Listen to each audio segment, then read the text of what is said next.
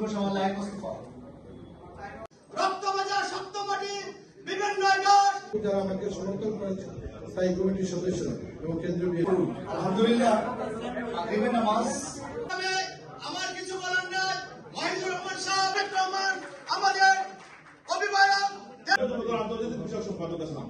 আমি কোন সময় বাসির তারপরে আমার আব্দুল আমি বয়স না এটা ম্যাডাম আমার কথা শুনছেন আমার মানে ম্যাডাম আমার নেত্রী পরিচালিত করতে পেরেছেন এর জন্য তাদেরকে ধন্যবাদ জানাই এবং আমি কিন্তু আমার বাতিজা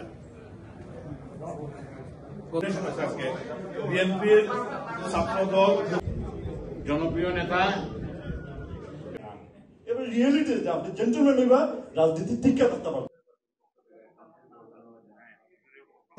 আপনাদের নিব না, কারণ আমরা আগামীতে একটি সুষ্ঠু অবাধ নির্বাচনের মাধ্যমে বাংলাদেশে একটি জনগণের সরকার প্রতিষ্ঠিত করব, এটা আমি অত্যন্ত দৃঢ় বিশ্বাসী এবং এই নির্বাচনে আমাদের নেতার নেতৃত্ব দিবেন জনাব তারেক রহমান সাহেব।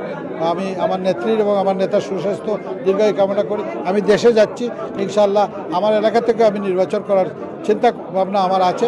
আমার নেতার কাছে আমি এটা ব্যক্ত করেছি, আমার দল যে সিদ্ধান্ত নেবে সেই সিদ্ধান্ত অবশ্যই আমি পালন করব, সেই সিদ্ধান্ত আমি মেনেই রাজনীতি করব। এটা আমার রাজনৈতিক ইতিহাস। আমি অতীতেও কোনো সময় দলের কোনো সিদ্ধান্তের বাইরে কোনো কাজ করি নাই, ভবিষ্যতেও করব না, এখনও করব না। আমি কৃতজ্ঞ। আপনি তো বেগম খালেদা জিয়া এবং তারেক রহমানের ঘনিষ্ঠ দীর্ঘদিন আন্তর্জাতিক দায়িত্ব, আপনি আপনার নির্বাচনের ব্যাপারে তারেক রহমানের সাথে কোনো কথা হয়েছে উনি কি বলেছেন একটা খাইলে আমাদের? উনি আমাকে অবশ্যই আশ্বাস দিচ্ছেন যে আপনি তো অবশ্যই দীর্ঘ অনেক বছর ধরে রাজনীতি করতেছেন, আপনি তো আপনি যখনই নির্বাচন করতে চাইবেন তা আপনাকে তো কেউ বাধা দেওয়ার কথা নয়। তারপরেও এলাকার মানুষ আপনি যান দেশে গিয়ে দেখেন, এলাকার মানুষ যদি আপনাকে চায় সেটা তখন দলও আপনাকে সেটা মূল্যায়ন করবে। তো এটা আমি চেষ্টা করতেছি, এখন দেখা যাক দলের মানুষ দেশের মানুষ যদি বা এলাকার মানুষ যদি আপনাকে চায় না, তে আপনি নির্বাচন করবেন কেন? সেই রাজনীতিবিদ আমিও না। আমি চাই যে দেশের মানুষের সমর্থন নিয়ে, এলাকার মানুষের সমর্থন নিয়ে আমি তাদের যেহেতু সেবা করব, নির্বাচনের মাধ্যমে আমি যদি নির্বাচিত হই আমি তাদের সেবক হিসাবে কাজ করব, যেহেতু এই জন্য তাদেরও সমর্থনের দরকার আছে। আমার নেতা জনগণের সমর্থনকেই অবশ্যই মানে সাপোর্ট দিবেন, সাপোর্ট দিয়ে দল সঠিক একটা সিদ্ধান্ত আগামীতে নেবে।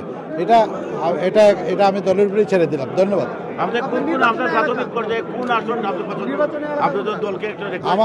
আমার নির্বাচনী এলাকা হলো 3 সদর এবং রাজনগর, মৌলিজার সদর এবং রাজনগর নির্বাচনী এলাকা। তারপরে এখানে আরও তো ক্যান্ডিডেট আছে, দল যেটা সিদ্ধান্ত নেবে আমার কোনো অসুবিধা নেই। আমি মৌলিজারের যে কোনো এলাকায় যদি দল সিদ্ধান্ত নেয়, বাট আমার চয়েস হলো, ফার্স্ট চয়েস হলো আমার জন্মস্থান। আমি দীর্ঘ 46-45 বছর আমি রাজনীতি করছি, আমার এলাকার মানুষের পাশে আমি দাঁড়াতে চাই।